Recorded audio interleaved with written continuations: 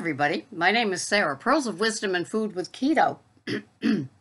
And I got a text from one of my clients, and I'm just going to read what she said because it gives you the idea of what I'm going to talk about. She said she was wondering if, and I'm guessing that you did, have occasional bad days where you derailed or didn't stay within the 20 carbs. How did you deal with it? How did you feel about yourself afterwards? How did you get yourself back on track? If you have time at some point, could you please put out a video where you can discuss that openly and honestly with us? I would really appreciate that. Thank you. And then another part, how were you able to build that emotional muscle that got you to the No Matter What Club? I think a lot of us could use that feedback and encouragement. Well, I slipped and slid before I found low carb, high fat. By the time I got to Weight Watchers, I was ready to do whatever it took. Now, Weight Watchers was 4, 5, 6 years ago, and I was there for a year and a half. And then I did low carb, high fat for another year and a half. And I've been doing strict keto under 20 for the last few years, maybe 4. So since I started the disciplined Weight Watchers to low carb, high fat to keto, all with trackers involved, I have not slipped and slid. I've been very, very fortunate. I had enough. Being at that point, 61, 62, I had had decades of slipping and sliding and binging and overeating and too many desserts and dessert every night and just doing piggy eating, being single, so nobody to answer to.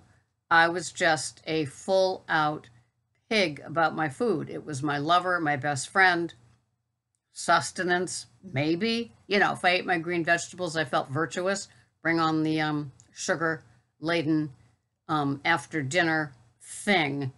And so I spent so many years not being good, not caring, not paying any attention. And I remember I started buying clothes much bigger than my size. I remember I flew out to Wisconsin to visit with somebody, and she was the one that turned me on to Spark People way back when. And I flew out there to see her, and I bought all these much bigger clothes, like just huge, all like lounge, sweatpants, sweatshirts, just all kinds of overweight, growing into type clothes, because I didn't care. I just was going to be one fat old lady. And I just, it was really, I don't know, it was a time in my life I was just surrendering to being fat, overeating, eating whatever I wanted, not caring, and I was very good at that too. I was in the No Matter What Club for getting fatter. And so finally, by the time I got to Weight Watchers, I was just so sick and tired of me and my behaviors and how it went. And every day there was a reason to cheat, overeat, and it was just really a sickening time in my life. And so I guess you could say I was backsliding at that point. I don't even know what I was doing. I just wasn't conscious. I wasn't conscientious. I wasn't conscious. And I just didn't care. I didn't weigh myself. I did nothing. I just ate what I wanted to, did what I wanted to. And when I was out in Wisconsin, my friend was also a foodie. And so, and because I'd never been to Wisconsin, what we did was we just spent every single day planning our foodie events. And we went to franchise after Mexican food, after, one-of-a-kind type restaurants, overdoing, to come home to have frozen things in containers and or popcorn. And we just, every day was the same thing. We just overate the entire day. It was just a disgusting giving in to overeating. And like I said, I had nobody to answer to. So it really didn't matter. Um, what was I doing for work? That's really kind of weird. I think I was in one alcohol treatment program where there were like 40 beds for women. I think I might have been there. Maybe not. No, I don't think I was. Maybe it was real estate. I don't even remember. See, that's what happens.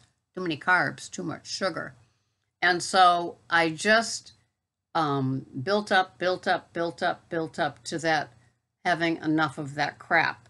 So I walked into Weight Watchers oh so ready, just oh so ready.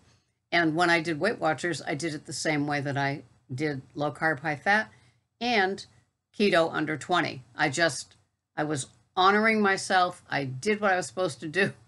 I tracked, I weighed, I measured, and even though it was a whole different program, it was like a mini SAD food plan. And I did it until I didn't do it. And then low carb, high fat, giving up the grains and the sugars, just having very, very, very high doses of vegetables. And I did that with the Spark People app. And yeah, I think it was the Lose It app after that. And I did that for as long as I did it. And then I hopped on board to the keto. I was still using the Lose It app, but very frustrated with it. And then I found the chronometer just from listening to people doing videos. I think it was Dr. Mercola, Dr. Joseph Mercola. I think he's got a piece of the chronometer pie. And so I plugged into that and never looked back. And that app that I use now with my clients as well has just afforded me the desire and commitment to my food plan. And recently, I gave up the big green leafy salad. I gave up veggies during the week and only have them on Sunday, the Brussels sprouts, asparagus, and cauli crumbles with the big green egg cooking that we do on Sunday. And so then I was just having a big A salad, actually just leafies, and with 4 tablespoons of oil. And then something happened to my stomach, and I look at it as that's the divine intervention telling me that enough of all those big green leafies. My stomach was probably very irritated at that. And so I've knocked it down. So instead of having like 150 to 175 grams of lettuces with my evening meal with the 4 tablespoons of oils, I'm now having 60 grams of baby, what is it? It's baby romaine, and it's by Olivia's. And so I have 60 grams of that, and I have cottage cheese on it. I've also reintroduced peanut butter, like a tablespoon every few days, and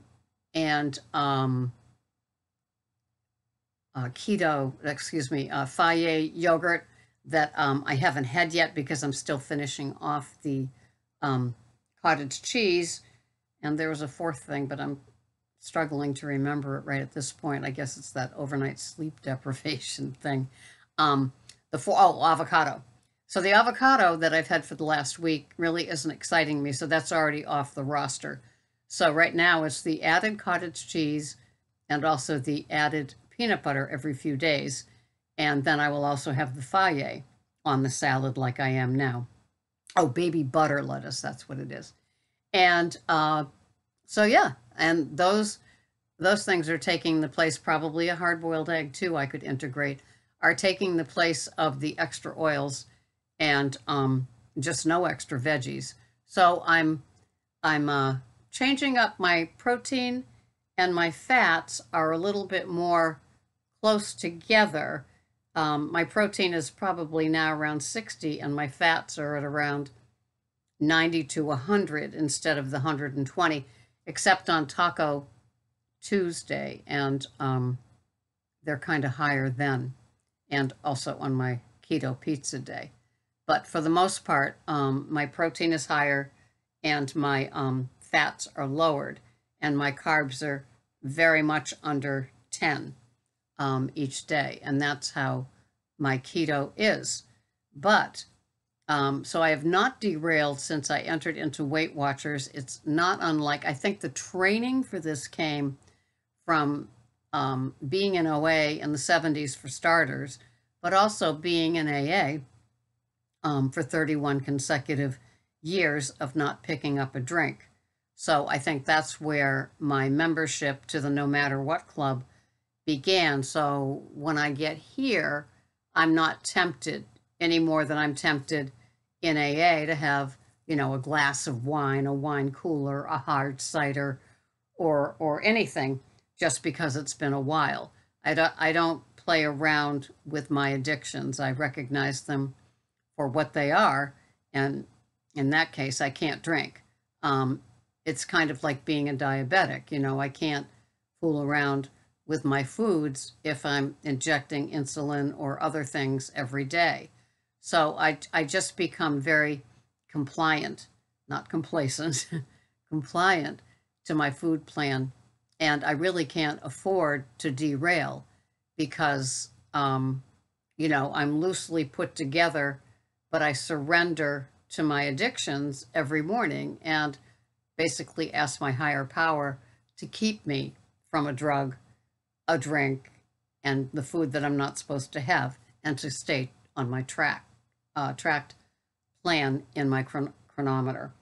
And plus, doing a video every day, which I've often said, there's nothing like having your own channel and your own abstinent food plan to keep you in check. Because if I'm falling out and all over the place, I see other people do it all the time with absolutely no shame or apologies, but I can't do that. So, I adhere to what I do. I practice the walk that I walk is the talk that I talk. And it's just that important to me. Being a struggling addict and alcoholic, a food addict and alcoholic for all those years, I know I've had enough. I just know I've had enough. And there's not one bite out there that would make anything worth it. Most of all, my abstinence. I'm not willing to give that up for that one bite, that one free ride, that one treat day, cheat meal, carb up, whatever you want to call it. It would never be worth it to me. Yeah, I'm paying attention to what my body is saying it wants to eat and acting accordingly within my keto boundaries and perimeters every day. I know what I can have. So something like peanut butter can be a treat for me. It's not a triggering treat because it's 1 tablespoon in a measuring spoon put in a little dish from Pier 1 with a tiny little spatula. And I think Greg got them. I mean, they're no bigger than my finger and they're kind of like square and flat. And I think that that's what they give you to test ice cream or something at this place where he used to buy some goodies. And so he saved them. And so that's how I would have my tablespoon of peanut butter. And the jar is put away. There's no sticking my finger in it, sticking a measuring spoon into it, or a tablespoon into it and having at it.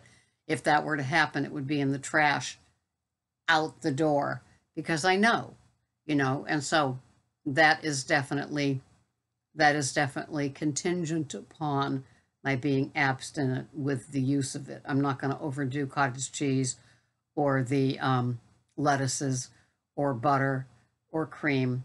I build them into my food plan every single day. So I can, it's funny because it's like food. I treat food like it's a fuel, and I remember that it is a fuel. So anything that I'm taking a bite of doesn't have empty calories. Okay, it's not artificially sweetened. It's not a diet soda. Everything I'm having, even down to the coffee, has antioxidants in it. And so every bite that I take has some nutritive value. And yes, I'm very strict and I'm very much more structured than a lot of you, but I know that a lot of you listen because it's like you want to hear that message even if you're not there. And the purpose of these videos isn't to make you there. The purpose is for you to develop your keto lifestyle that works just for you. And you're content Your stomach is satiated. You're not having all those crazy triggers and cravings and thoughts. Things just slow down. You're not putting sugar in your body because you realize that 1 gram of sugar can set up your cravings. And it's like, why start that all over again? It's like having 1 cigarette. It's like having 1 drink. It's like having 1 bite of a cheesecake off of somebody else's plate. You're setting yourself up. Okay? So knowing all of that, I have to pay very, very, very close attention. I don't fantasize. I don't, fantasize the bite, the meal, the cheat day, the cheat item. I know where I'm safe, and I'm not safe sitting in an ice cream parlor, an all you can eat buffet for ice cream. I'm not safe in certain places. I know that my keto pizza is very, very, very, extremely, very, very important to me. It keeps me from getting into a zone where I entertain the fantasy of something. It's the pizza. It's the keto pizza. And it's been with me. I had a Weight Watchers type pizza when I was there. And then I began the keto pizza here. And it has saved me. I know it has. So even though I treat food like fuel, there are some foods that I have that are small pleasures. I look forward to them. And they're a staple in my food plan. They're a leg of my table of what works for me that I have every week. So I don't derail because I've already had my quota. I had so many years and decades of just piling it in, never having a full button, just the next bite, binge eating, no full button, no end to it. And then the next day, it would either be the same item all over again. I was addicted to the frozen things that come in tubs with candy on it. And then at the end, I was addicted to cakes, and I would eat half a cake a day. Oh, why not? Isn't that normal? It was normal for me. So that's how I roll here. If I was to get close to derailing, well, I definitely would have to seek something, some sort of guidance. But as far as I know on YouTube, I'm the strictest one around. So I probably would contact some people that I'm close to in the keto community from being online, in a message offline in my Gmail account. And I would say, whoa, help, how do you handle this? And 3 people immediately come to mind that I know could help me and talk me off a ledge if I was getting into trouble. But for now, that hasn't happened. I just stay very close to my tracker, my kitchen scale, and making sure that I have the items that I eat every day in my fridge. And the biggest thing that I told this client, that's right, here it comes at the end, the bomb, is that tracking at night for the next day is one of the best tools I have, because it takes all the power of it. I don't wake up and start fantasizing about keto pancakes and ordering some sugar-free syrup, and I can have whipped cream as well, and how about some sugar-free jam? I don't get up and go, what would taste good today? I don't do that.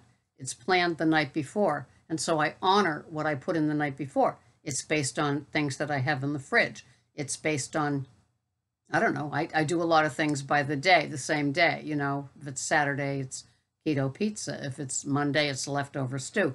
So I just honor what's in there, and I don't go off into that derailing momentum, okay? So that's one of the things that I always say to my keto clients is that do it the night before. It takes a lot of the power out of it. You can still have delicious foods that you look forward to, but the power of that food thing in your head gets taken away when you plan it on the night before. I don't know why. It just works for me.